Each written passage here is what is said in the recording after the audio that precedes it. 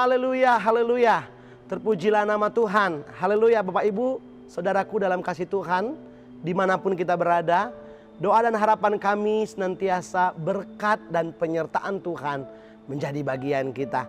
Hari ini kita menyiapkan hati kita, membuka diri kita untuk kita lebih lagi diberkati oleh firman Tuhan di saat teduh GPDI Mahanaim Tegal. Tapi sebelumnya kita berdoa lebih dulu. Mari kita berdoa. Bapa di sorga, sungguh kami bersyukur buat segala penyertaan Tuhan. Ya Tuhan, kami rasakan bahkan sampai hari ini Engkau boleh memelihara kami, memberkati kehidupan kami. Kami merindu ya Tuhan mendengar setiap firman-Mu ya Tuhan. Dan kami percaya firman-Mu membangkitkan iman percaya kami. Firman-Mu ya Tuhan boleh terus menolong dan menopang kami. Terpujilah nama-Mu Tuhan.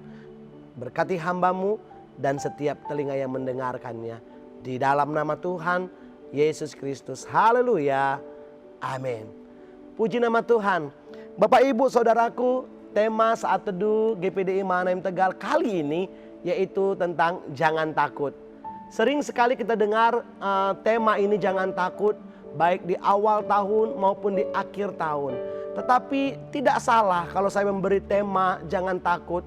Karena saudaraku dalam kasih Tuhan, kebanyakan orang melihat kondisi dan keadaan sekitar saat-saat ini membuat banyak orang menjadi takut. Tetapi firman Tuhan katakan jangan takut. Mari sama-sama kita buka dalam Zefanya pasal 3 ayat 16 sampai dengan ayat 17. Demikian firman Tuhan. Pada hari itu akan dikatakan kepada Yerusalem, jangan takut hai Sion. Janganlah tanganmu menjadi lemah lesu. Tuhan Allahmu ada di antaramu sebagai pahlawan yang memberi kemenangan. Ia bergirang karena engkau dengan sukacita. Ia membaharui engkau dalam kasih-Nya. Ia bersorak-sorak karena engkau dengan sorak-sorai. Bapak Ibu Saudaraku, sungguh diberkati oleh firman Tuhan saat ini. Dikatakan jangan takut.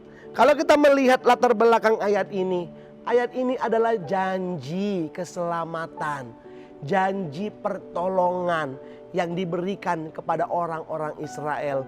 Pada waktu itu di mana Raja Yosia bin Amon memerintah. Dikatakan melalui Zefanya, diberitakan untuk apa? Untuk mereka kaum Israel, Yehuda, dikatakan untuk jangan takut, jangan lemah, jangan letih lesu. Karena mereka akan menghadapi malapetaka. Firman Tuhan jelas katakan malapetaka. Di mana bangsa asing akan menyerang mereka. Bangsa asing akan datang untuk menghancurkan Yerusalem. Bahkan membawa mereka untuk ditawan ke Babel. Tentunya karena kesalahan dari bangsa Israel. Dan karena Tuhan ingin mengajar bangsa Israel untuk kembali kepada titah Tuhan. Tetapi Bapak Ibu Saudaraku dalam kasih Tuhan, di dalam penderitaan, di dalam pengajaran, didikan yang Tuhan beri kepada bangsa Israel, saudaraku, ada janji yang Tuhan nyatakan bagi Israel, yaitu janji keselamatan. Nah, janji keselamatan ini tentunya diberikan kepada bangsa Israel dan ini sudah digenapi bagi mereka. Sehingga mereka kembali dari pembuangan, mereka dipulihkan, mereka membangun negeri mereka, membangun tanah mereka, mereka dipulihkan dan diberkati oleh Tuhan. Tetapi Bapak Ibu Saudaraku, janji ini adalah suatu nubuat juga, di mana bahwa keselamatan juga akan datang bagi Israel. Keselamatan akan datang bagi dunia ini. Keselamatan akan datang bagi saya dan saudara. Di mana keselamatan itu boleh kita jumpai di dalam pribadi Yesus Kristus. Yesus Kristus datang ke dunia ini. Dia hidup, saudaraku, di antara orang-orang berdosa, di antara orang-orang yang lemah, orang-orang yang sakit. Bahkan dia nyatakan kasih-Nya dengan dia rela mati di kayu salib. Dan inilah bukti janji keselamatan itu kepada orang Israel, kepada kita semua. Dia mau datang kepada kita. Nah Bapak Ibu Saudaraku dalam kasih Kristus, dikatakan dalam firman Tuhan, dikatakan di ayat yang ke-16, pada hari itu, artinya hari di mana Yesus datang memberikan kemenangan, memberikan kesembuhan, memberikan pemulihan. Bukan hanya secara fisik saudaraku, tetapi secara batin, di mana ada orang-orang yang dibebaskan, ada orang-orang yang dilepaskan dari belenggu-belenggu. Dan itulah janji keselamatan yang boleh kita nikmati sampai hari ini. Firman Tuhan katakan demikian di ayat 16. Jangan pernah takut, jangan pernah letih lesu, hai Sion. Tentunya setiap orang mengalami namanya takut, mengalami namanya letih lesu, mengalami namanya kelelahan. Bahkan dikatakan bahwa malapetaka itu mendatangkan trauma bagi mereka. Bukankah ini yang dialami hal yang sama bagi kita semua? Terkadang saudaraku, kondisi COVID-19 ini membuat kita takut, membuat banyak orang begitu lemah, begitu lesu. Bahkan apa yang mereka dengar, berita-berita, kematian-kematian, yang sakit, yang menderita, membuat orang begitu lemah dan menjadi takut.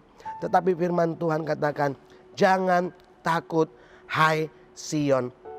Di ayat 15b saya akan bacakan demikian. Yakni Tuhan ada di antaramu, engkau tidak akan takut kepada malapetaka lagi.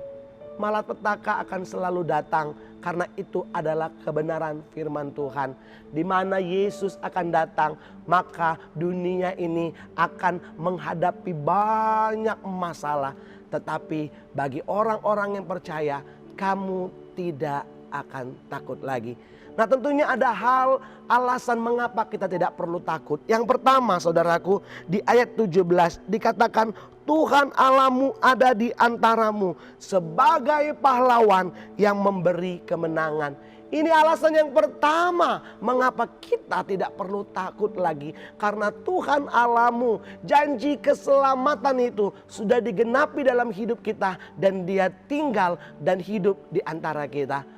Tuhan Yesus tidak lagi tinggal di tabernakel, tidak lagi tinggal di bait suci secara fisik, tetapi Tuhan hadir saudaraku. Dia datang, Dia ada di antara saya dan saudara.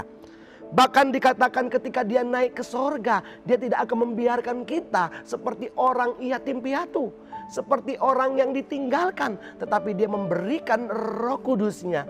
Untuk apa? Untuk menghibur, menguatkan kita. Roh Kudus adalah pribadi Allah yang ada senantiasa di antara kita. Itu sebabnya jangan pernah takut lagi. Dia ada di antara kita dan dikatakan firman Tuhan sebagai pahlawan yang memberikan kemenangan. Bukan sebagai orang pengecut, bukan sebagai orang yang tidak peduli, tetapi Dia pribadi pahlawan yang tidak pernah menyerah. Pahlawan yang gagah perkasa, pahlawan yang menghadapi segala sesuatu yang ada di depannya. Bukankah Yesus lakukan itu buat saya dan saudara? Dia berdoa di Taman Getsemani mempertahankan saya dan saudara. Dia buktikan kepahlawanannya dengan Dia menghadapkan maut, menghadapkan kuasa maut, menghadapkan kuasa iblis, kuasa gelap. Dan Dia menang di atas kayu salib. Dia mati, Dia bangkit, dan Dia hidup untuk selama-lamanya.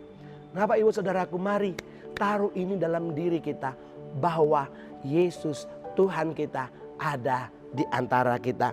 Kalau saudara merasa tidak ada harapan lagi, bangkitkan imanmu. Dia tidak pernah meninggalkan saudara. Dia ada di antara kita. Yang kedua saudaraku, dikatakan mengapa kita tidak perlu takut, karena kita ada di hatinya Tuhan. Saya akan bacakan di ayat yang ke-17b dan 17d. Ia bergirang karena engkau dengan sukacita. Ia bersorak-sorai karena engkau dengan sorak-sorai. Dikatakan Tuhan bergirang karena melihat kita. Tuhan bersorak-sorai karena melihat kita. Melihat kita apa saudaraku? Melihat kita menjadi pribadi yang sudah dibebaskan. Melihat gerejanya yang dibangkitkan. Melihat pribadi kita orang percaya yang dimenangkan saudaraku. Sehingga apa? Dia bergirang. Artinya dia begitu antusias untuk saya dan saudara. Saudara pernah dengar kerinduan seseorang berkata, aku rindu Tuhan. Aku ingin dekat kepada Tuhan. Saudaraku, karena kita ada di hatinya Tuhan, saya mau katakan Tuhan lebih rindu untuk dekat kepada kita. Tuhan lebih rindu untuk mencari kita. Itu sebabnya saudaraku, percaya dalam diri kita. Tidak perlu takut lagi karena kita ada di hatinya Tuhan. Kalau kita ada di hatinya Tuhan, maka penjagaan itu, perlindungan itu menjadi bagian kita. Dan yang terakhir saudaraku, mengapa kita tidak perlu takut lagi? Karena kasih-Nya memperbaharui kita. Ayat 17C bisa ditampilkan, dikatakan di situ, Ia membaharui engkau dalam kasih-Nya. Ia membaharui engkau dalam kasih-Nya. Kata membaharui di sini saudaraku, ada saatnya untuk berdiam diri, untuk kita menikmati kasih Tuhan. Kasih Tuhan adalah kasih yang sempurna, kasih yang membaharui, kasih yang menghangatkan, kasih yang memulihkan kehidupan kita. Dan di dalam kasih Tuhan ada pembaharuan yang Tuhan kerjakan. Saya ingat burung Raja Wali. Burung Raja Wali ada saatnya dia harus berdiam diri. Dia harus ada di bukit batu. Di dalam bukit batu itu dia berdiam diri. Ia merontokkan sayap burung Raja Wali ini. Dia menghancurkan paruhnya sehingga paruhnya menjadi paruh yang baru. Sayapnya menjadi sayap yang baru untuk beberapa saat ke depan. Sehingga dia menjadi burung Raja Wali yang terbang kuat kembali. Karena apa? Karena dia menyediakan waktu untuk berdiam diri. Bagaimana dengan kita? Ketika ada rasa takut, rasa khawatir, mari ada kasih Tuhan yang akan memperbaharui kita. Itu sebabnya izinkan diri kita, beri waktu kita untuk kita boleh memperbaharui diri kita di dalam kasih Tuhan. Di situ kita tidak akan lagi menghadapi namanya rasa ketakutan. Tuhan kiranya menolong kita, memberkati kita. Percayalah, Dia pahlawan ada di antara kita. Kita ada di hatinya dan Dia memperbaharui kita hari ke hari di dalam kasih-Nya. Kita berdoa bersama. Bapa di sorga, kami sungguh bersyukur buat firman Tuhan kali ini. Kami percaya Tuhan Engkau tidak pernah meninggalkan kami sedetik pun. Kalau hari-hari ini begitu payah yang kami jalani. Hari-hari ini begitu lelah yang kami hadapi. Tetapi kami sudah diteguhkan oleh firman-Mu. Bahwa Tuhan tidak akan pernah membiarkan kami. Kami rasakan Tuhan hadir di tengah kami. Ada di dekat kami. Menguatkan kami. Memberikan kami kemenangan. Baharui hati kami Tuhan. Kami ada di hatinya Tuhan. Tuhan ada di hatinya kami. Kami bersyukur buat firman Tuhan. Berdoa dimanapun jemaat berada. Yang sakit Tuhan sembuhkan di dalam nama Yesus. Yang lemah Tuhan kuatkan di dalam nama Yesus. Dimanapun mereka menghadapi krisis, di situ Tuhan akan menyatakan kemurahan-Mu, membangkitkan dan memulihkan keadaan umat-Mu. Ini doa kami Tuhan, bersyukur buat firman Allah di dalam nama Tuhan Yesus Kristus. Haleluya. Amin.